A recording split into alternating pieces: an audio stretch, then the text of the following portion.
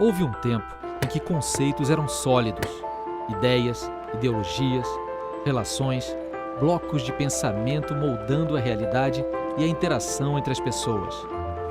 O século XX, com suas conquistas tecnológicas, embates políticos e guerras, viu o apogeu e o declínio desse mundo sólido.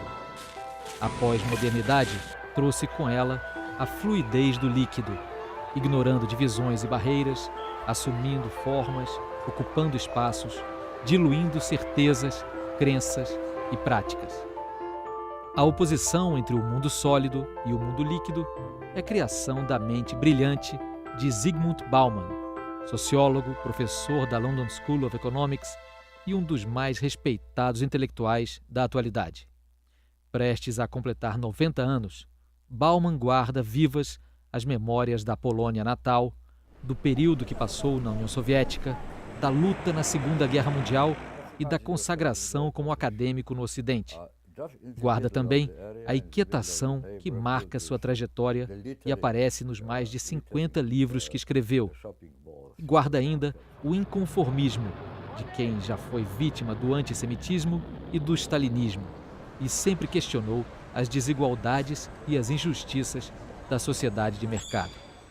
Em recente passagem pelo Brasil, onde foi a estrela do evento Comunicação 360, Bauman conversou com o Milênio no Rio de Janeiro.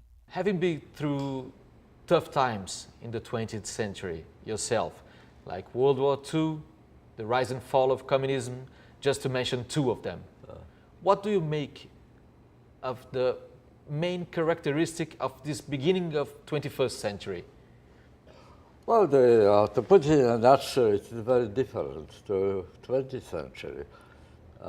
If you compare what I experienced being at a young age and full of hopes, expectations, and what I'm experiencing now, looking back and comparing and revising expectations, revising hopes, is that we are in a state of interregnum. That's the term which I like to use. Interregnum is the state between and betwixt. In the state of interregnum, old ways which we learned, how to deal with the challenges of reality, they don't work properly any longer. The institutions of collective action, our political system, our party system, the way of organizing one's own life, relation with other people, all these learned ways of surviving in the world don't work properly any longer, but the new ways which could replace them are still on the drawing board. We don't have long-term vision, and our actions mostly consist in reacting to the latest crisis. But crises are also changing, are also liquid, they come and go, one is replaced by another. The headlines of today are old history tomorrow. The next headlines are effacing the old headlines from memory. So, turmoil. And do you think that it's fair to say that today we have too much information, that we aren't able to gather all this information? We have the access, but we don't know what to do with it. Well, you are absolutely right. You put your finger on the most painful place in our condition, really. As E.O. Wilson, the great biologist, expressed it very succinctly and very rightly. He said, we are drowning in information and starving for wisdom. We don't have time to transform, to recycle snippets of variegated information into a vision, into something which you can call wisdom. Wisdom tells you how to proceed. The great German philosopher Ludwig Wittgenstein used to say, to understand is knowing how to go on.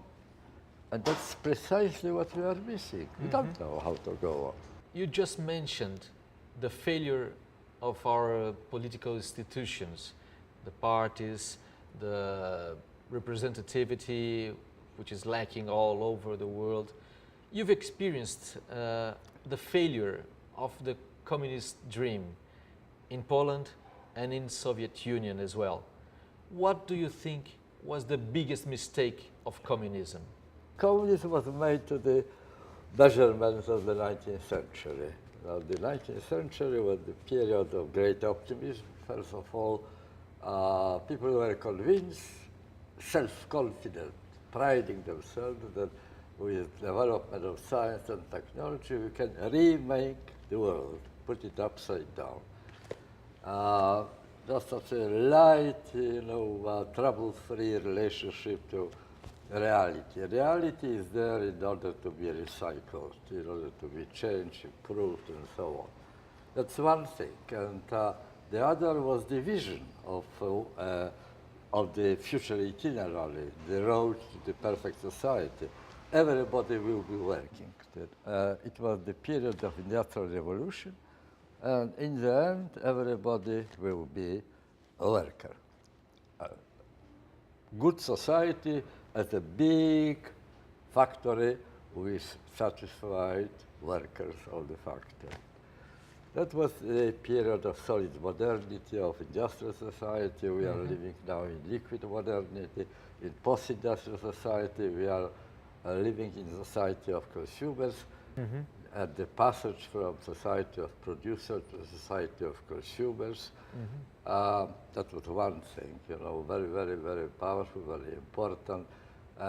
To switching the focus from building the grounds for a power of society over nature, to, on the contrary, to the culture of short-termism, enjoyment, individualization,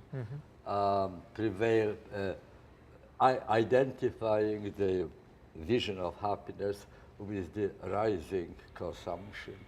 Now, all these are new phenomena which communists completely unprepared. And if there is a consensus, and I think that we can say there is a consensus that communism lost this war, specific one. On the other hand, capitalism won. But we know that this victory also, in its way, has its failures, is lacking lots of solutions for lots of things. What are the biggest problems of the market society today for you? The presence of communism outside the Iron Curtain prompted capitalism to limit its own destructive propensities, to keep inequality, social inequality within acceptable framework, not to let it go out of control, providing the laws, the rights to the employees, not just to the employers. The idea of flexible, of deregulation of labor market, for example, would be unthinkable, simply because there was the competitor outside, which weren't very careful, they made propaganda, and it was not easy. Now, suddenly, everything is possible. No one watches you. You can do whatever you like. You can use whatever resources you possess in order to promote your own interests. And that is potentially catastrophic. The lack of self-constraint, that's what's happening now. And besides, after first reaction, after introducing Margaret Thatcher, Robert Reagan, neoliberal idea of society, we had 30 years of what I called consumerist orgy. We spent money we didn't earn. We were hopeful about the future, that future we will repay what we are borrowing now. And it ended, as you well know, in 2007, 2008, credit collapse. Now we are again in a starting point. One of the biggest issues of this new starting point is the issue of inequality. You've written a lot about it. And we are right now in Brazil, one of the most unequal countries all over the world, even being a rich country. And apparently it's clear that the riches of few doesn't benefit us all. How to make this equation a bit more balanced in a democracy? Well, inequality is not only increasing, it changes its character, it changes its structure. It is connected to the absence of these constraints which capitalism imposes upon itself to keep things in order, digestible, endurable, acceptable. They disappeared, and what's happening in the result? Inequality changed its nature because the victims of inequality of society were, in the old period, in the old era, people living in poverty, at the bottom of society, the outcasts of society. It is not like this at all now, because we are witnessing the process with guys standing, up and coming sociologists coined the term precariat. So what we call middle class, which was the most successful, self-confident part of society, now is being transformed very fast, in fact, into precariat, some sort of an equivalent of the old times proletariat. People who are uncertain, unsure about their position. According to the latest ideas of economists, people who know the things better than me and do the statistics, it is not longer the question of the upper quartile of the population and the bottom of quartile. It is the conflict between 1% at the top and 99% all the rest of society. I don't know whether you notice that the added value in United States of America after the credit crisis, there was some recovery and there was added value to the wealth of America after the crisis. But 94% of this added value was taken by 1% of the population. All the rest had to share in 7%. But having said that, even with these impressive figures that you're mentioning, there are still economists, and not only economists, but journalists, analysts, saying that the market can regulate even inequality. That if we leave the market to itself, work freely, we're going to be better off at some point. What would you argue back? Market is explicitly, brutally incapable of repairing harms which it is doing. It creates problems, but it can't resolve them. It can't resolve them, and for that, a different kind of thing is needed. Market is pure power. Pure power released from all constraints. Power means ability to have things done. And market is very good in that, in creating new demand for new products, in distributing funds going from Brazil, say, to Africa, because there's a cheaper labor force there. It has real power. It can therefore influence your conditions of life, the condition of life of your children, of your grandchildren, your unborn great-grandchildren. It can be done. But power let loose without control is a very dangerous thing. It gives profits, transitory profits to some people, but a lot of trouble to great majority. In order to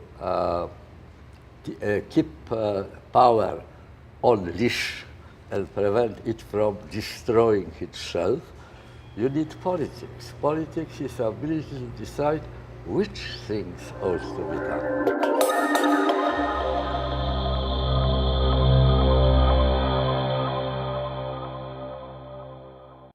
Talking about conflict, crisis, and the reaction to this crisis, we are living right now the crisis of the refugees. It started as the crisis of the illegal immigrants, as they called in the beginning, but we soon realized it is a refugee crisis. How are you seeing the reaction of the world powers to this crisis? Well, it is not a one-off event, it is not a novelty, in fact. Novelty is the amount of attention which is dedicated to the issue, because it has been recently dramatized, partly with the help of television cameras, which shows the children being washed out by the sea, and something which happens in Lampedusa, hundreds of people drowning in unseaworthy ships. But massive migration accompanies modern era from the very start. Take Brazil, it is product of mass migration. The US. People from Italy, from Spain, from Portugal came here and to create their own life. Why they came here? They came here because they were looking for jobs, for drinking water, for decent conditions of life, and they couldn't be provided in their own country. Now the situation, the reaction of Europe, it has twofold impacts, really. On the one hand, you have business interests. They are actually interested in bringing these people in. It's workforce. It promises more profit, also, to put it very simply. On the other hand, it is a quite expectable reaction of fear of strangers. They are coming here to flood up us. We will drown. We will be inundated by that. For employees, not for employers, but for employees, they signal competition, and competition which will press down their own income. They will be used in order to reject the demands of the existing employees, or perhaps even deprive them of their jobs. So there are two different pressures, again. Changing subjects now, we're in the end of, almost in the end of our conversation. In this world of hyper communication, of any sort of information at a click's distance in your computer, what role do you see for traditional education, schools and universities, and also for traditional journalism, as we can call it? Again, you raised one of the most important and the most painful problems of today. I think education acquires a tremendously important role in contemporary situation. I like to refer to a Chinese folk wisdom going back to the times of Confucius, and the wisdom says that if you plan for a year, sow corn. If you plan for 10 years, plant a tree. If you plan for 100 years, educate people. And that's exactly what we are losing, from our knowledge, from our awareness. The education today, our system of education, is one of the collateral victims of what I mentioned before, the short-termist culture. Short-termist culture. Education and short-termism is a contradictio in adjecto. It's a contradiction in terms. You can't have it together. Either you have proper education or you have short-termism, but you can't have them both at the same time. And that's a terrible problem.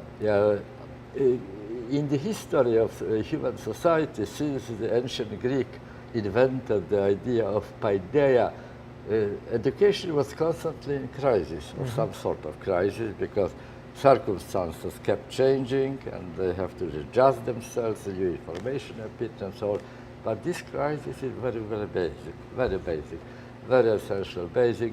You rightly mentioned this context, new technology, information technology, which is a library of snippets, of bits and pieces, without glue, without adhesive, to recycle them into wisdom, into knowledge. And the also, flow is also enormous. it destroys certain psychological capacities of ours, like attention, focusing attention, consistency, what is called linear thinking. When you pursue a tract, consistently, you see it off and go to the end. Now, there are changes in human psyche, completely new situation which puts educators in a very, very difficult situation. They have to do quite a lot of rethinking. Trying not to end this conversation in a sad note. Yeah. What gives you hope when you look around, initiatives, projects, things that you've seen being done that give you hope about the future of mankind? Well, see, the older I am, the wider is my perspective on which I base my evaluation of the situation. I know that first I concentrated on some excesses of modernity, then I passed over to analyze the logic or the illogicality of the liquid modernity. They were historically confined studies. But if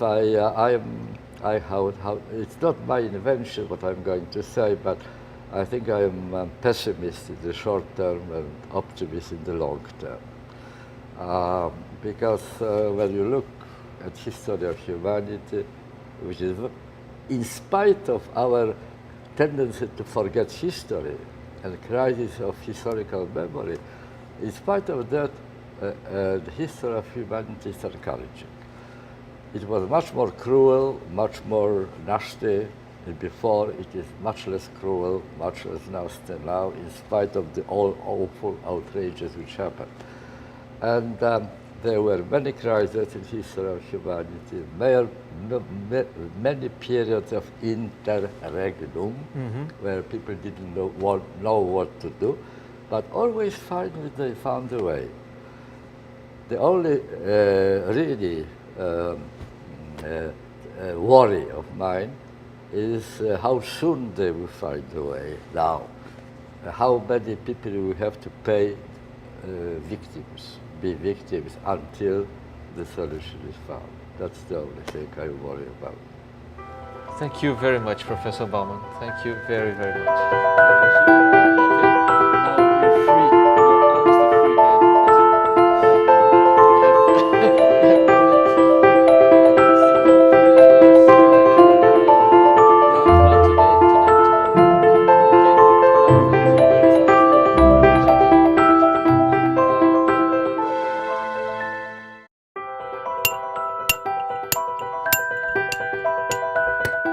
Houve um tempo em que conceitos eram sólidos, ideias, ideologias, relações, blocos de pensamento moldando a realidade e a interação entre as pessoas.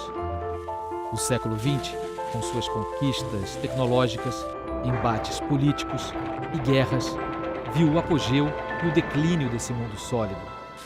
A pós-modernidade trouxe com ela a 20th century.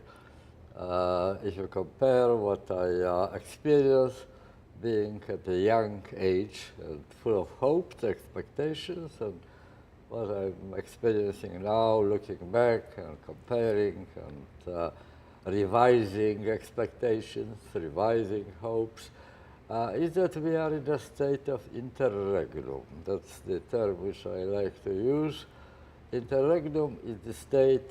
Memórias da Polônia natal, do período que passou na União Soviética, da luta na Segunda Guerra Mundial e da consagração como acadêmico no Ocidente. Guarda também a inquietação que marca sua trajetória e aparece nos mais de 50 livros que escreveu.